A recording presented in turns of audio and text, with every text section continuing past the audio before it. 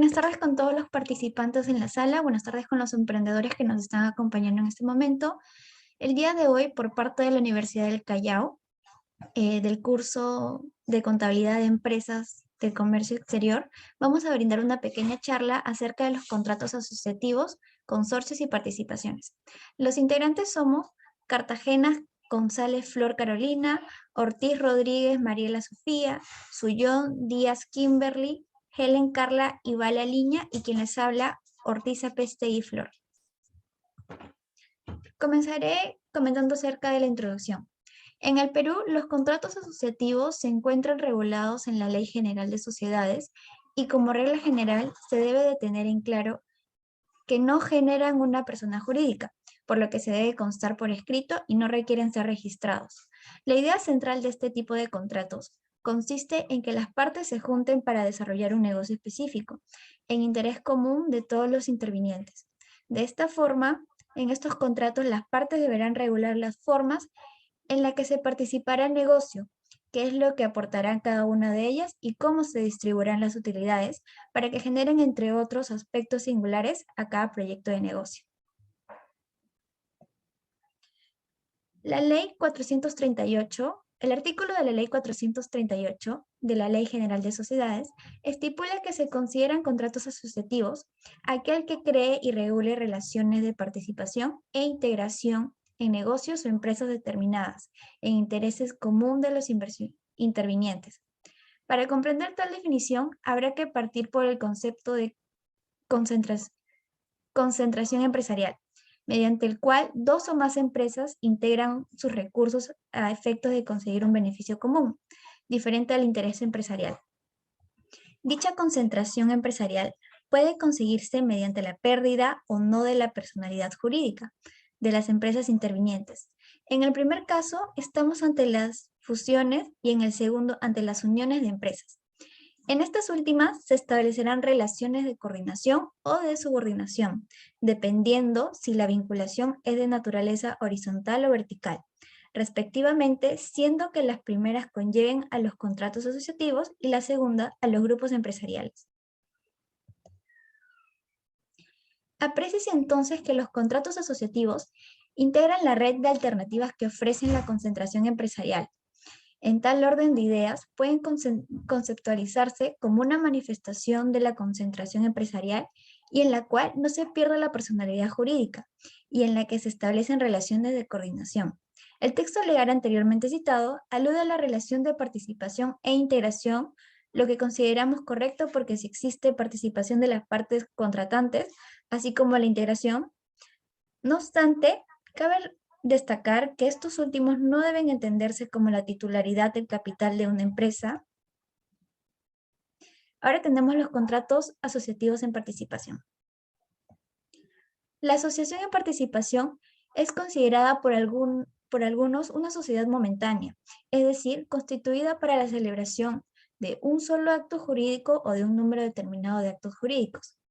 Una vez realizados estos desaparece la asociación que a tales efectos se habría constituido o desaparece la sociedad oculta establecida para la realización de un número determinado de actos comerciales, pero que no se revela como sociedad frente a terceros.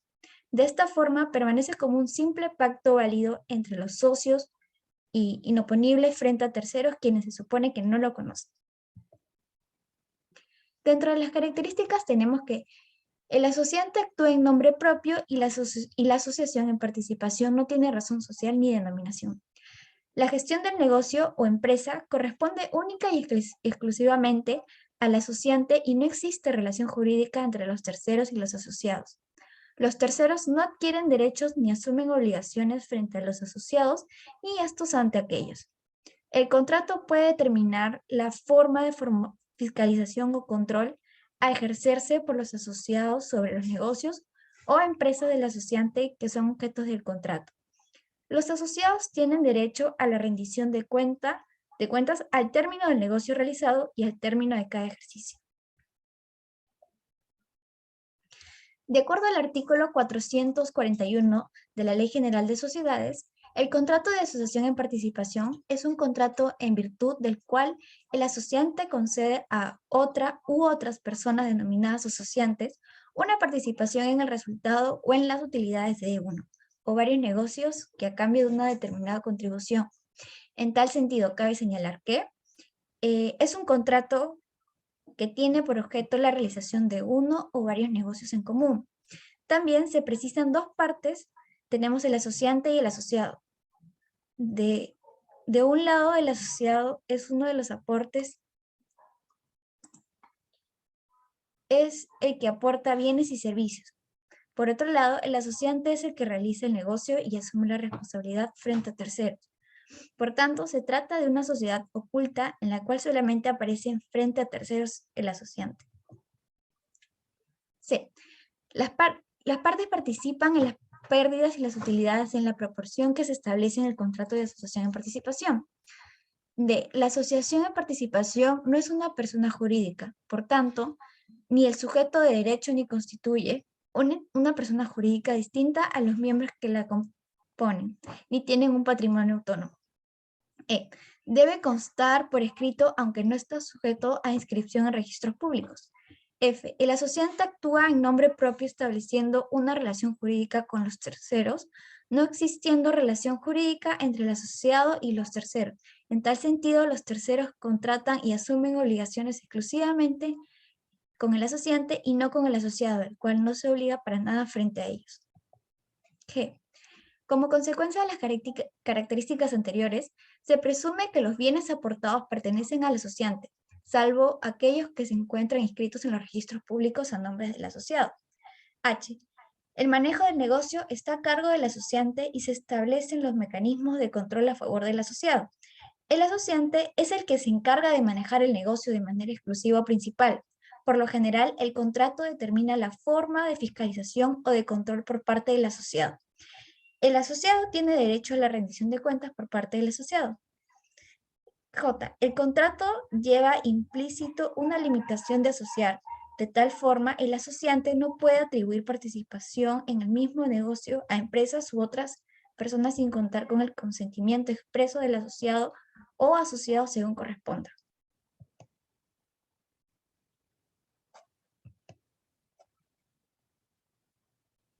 Ahora podemos ver el contrato de consorcio o joint venture. Siguiente, por favor.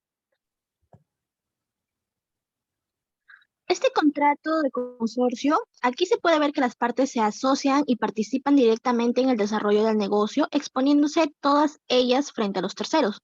Es decir, a diferencia del contrato de asociación en participaciones, no existen asociados ocultos, sino que todos ellos participan directamente frente a los terceros.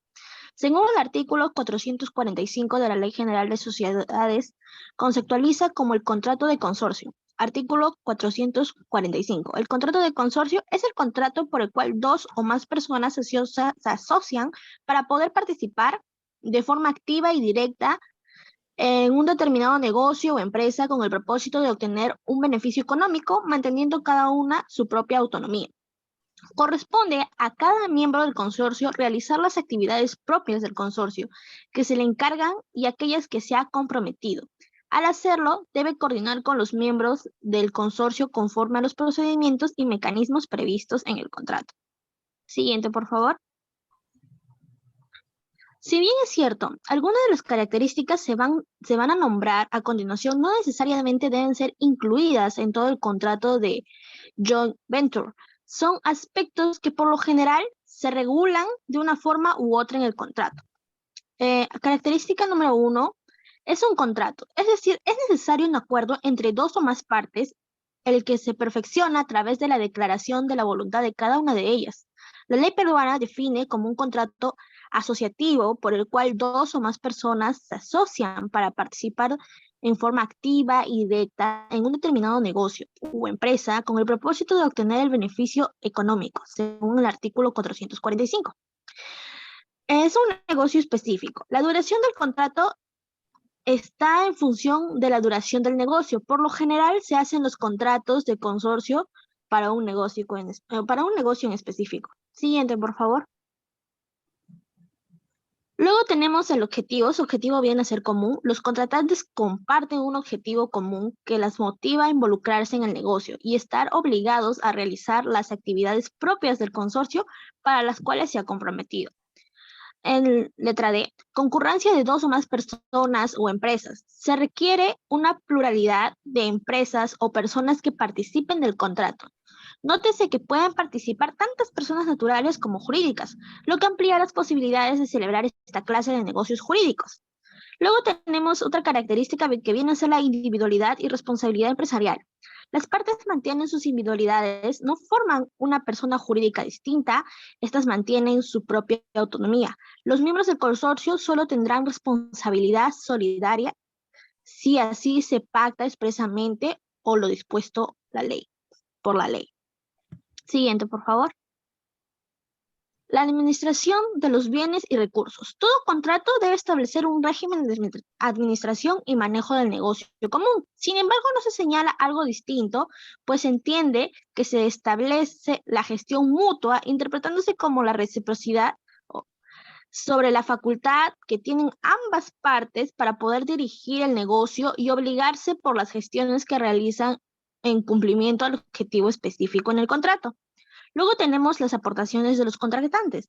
Los bienes aportados por cada una de las partes continúan siendo de propiedad exclusiva de los aportantes y la adquisición conjunta de determinados bienes se regulan por las reglas de copropiedad.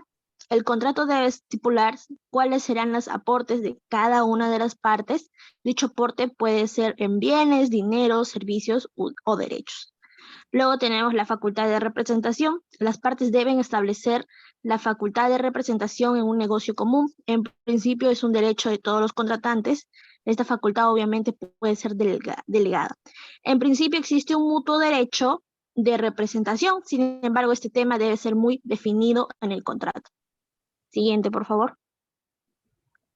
Bueno, en conclusión, nosotros hemos establecido pues claramente las formas de contratos asociativos que se encuentran establecidas en la legislación peruana. Será cuestión de todos aquellos grupos empresariales que deseen iniciar operaciones en conjunto bajo la forma de consorcio o grupos empresariales. Encontrar la mejor manera de asociación de acuerdo a sus necesidades y según el panorama que el proyecto o plan del negocio en nuestro país se presente.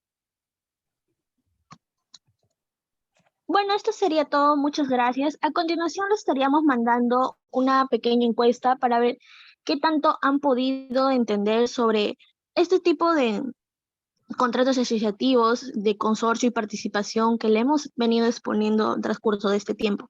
Muchas gracias.